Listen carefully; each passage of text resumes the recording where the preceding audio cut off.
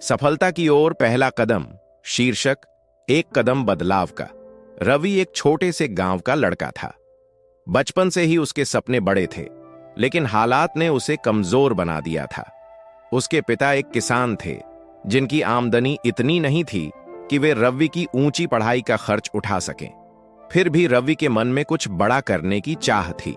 संघर्ष की शुरुआत गांव के स्कूल में पढ़ाई खत्म करने के बाद रवि ने शहर जाने का फैसला किया, लेकिन जेब में पैसे नहीं थे।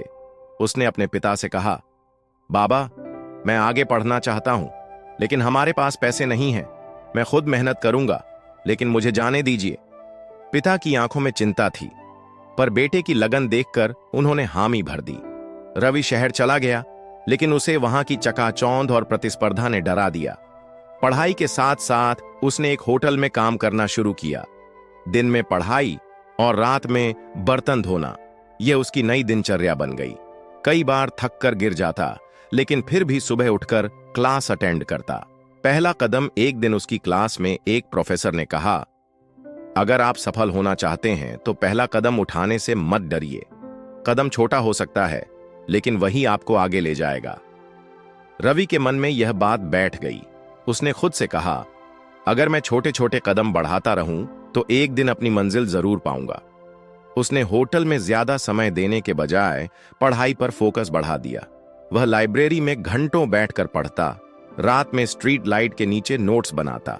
संघर्ष का फल धीरे धीरे उसकी मेहनत रंग लाने लगी। उसने एक स्कॉलरशिप के लिए आवेदन किया और उसकी कड़ी मेहनत की बदौलत उसे स्कॉलरशिप मिल गई।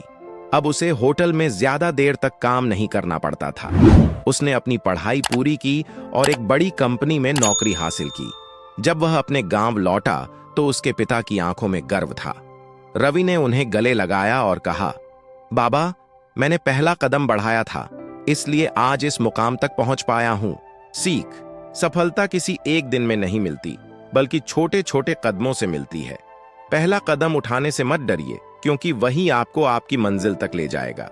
एक कदम उठाइए, सपने सच होंगे।